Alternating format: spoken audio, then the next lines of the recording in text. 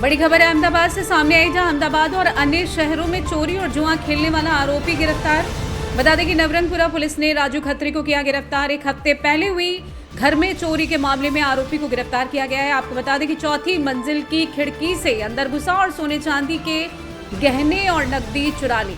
वहीं सीसीटीवी जांच में आरोपी की पहचान हुई। पुलिस ने 8.31 लाख मूल्य का सोना, चांदी और नकदी जब्त की। आपको बताते चले कि आरोपी के खिलाफ 2016 से 2025 तक गुजरात में 12 अपराध दर्ज हैं। राजू मूल रूप से नेपाल का रहने वाला है और अपने माता पिता के साथ रहता है।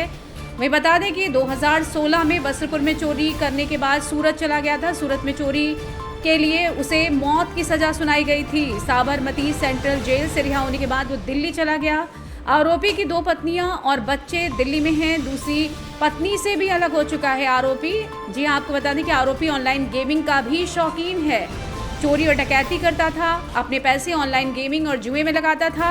चोरी की गई रकम भेजता था। पैसे और कीमती सामान अंगड़िया के रास्ते दिल्ली ले जाता था, जहां जुए में हारी हुई रकम चुकानी थी। वहीं दिल्ली से अहमदाबाद तक होटलों में रुकता था। चोरी की जगह की टोल लेने के बाद देर रात चोरी करता था। पुलिस मामला दर्ज कर आगे की कार्यवाही में जुटी हुई है। નવરંગપુરા પોલીસ સ્ટેશનમાં એક વીક પહેલાં એક ધરપકડનો બનાવ બનેલો। સીજી રોડ પર આવેલ સિટી સેન્ટરમાં રાત્રિના સમયમાં એક ચોર ઈસમ ચોથા માળે બારીના ભાગમાંથી એન્ટર થઈ અને સોના ચાંદીના દાગીના તથા રોકડ રૂપિયાની ચોરી કરે। જે અનુસંધાને મહેરબાન ડીસીપી સાહેબના હોય ગુનો ડિટેક્ટ કરવા સૂચના આવતા Navrangpura police station surveillance squad તથા એલસીબીના માણસોએ તાત્કાલિક સ્થળ ઉપર જઈ તપાસ કરતા સીસીટીવીમાં એક માણસ મોઢે રૂમાલ બાંધી તથા કેમેરામાં છેડછાડ કરતો દેખાઈ આવે।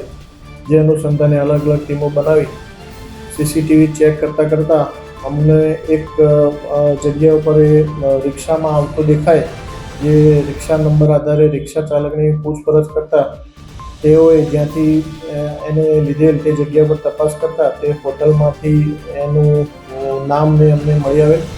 જે આધારે અલગ અલગ ટીમો બનાવી આરોપી રાજ ઉર્ફે હિમકત ખત્રી કે જે મૂળ નેપાળનો રહેવાસી છે, જે અગાઉ 2016માં 17માં વસ્ત્રાપુર પોલીસ સ્ટેશનમાં પકડાયેલ હતો। જેનું MCR કાર્ડ ચેક કરતા એ અમને હકીકત જણાઈ આવેલ ને સીસીટીવી ફૂટેજ ચેક કરતા સદર આરોપી મુદ્દામાલ સાથે અમને પકડી આવતા Navrangpura police station, Gujarat university police station તથા આનંદનગર પોલીસ સ્ટેશનના 3 ગુનાનો ભેદ ઉકેલાયો છે। એના સિવાય પણ ઘણા ગુના ગરફોડ ચોરીના નીકળે એની તપાસ ચાલુમાં છે। ચોરી શું કામ કરતો, કયા કારણથી કરતો અને પરિવારનું બેકગ્રાઉન્ડ આખું શું?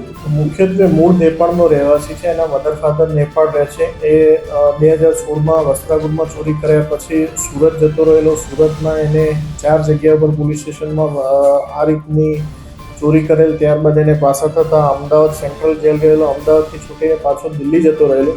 ત્યાં એને 2 પત્ની છે। અત્યારેની જે હાલ પત્ની છે એને 2 બાળકો છે। એ પણ અત્યારે હાલ દેવો છે। પણ મૂળ આરોપીને ગેમિંગનો શોખ હતો।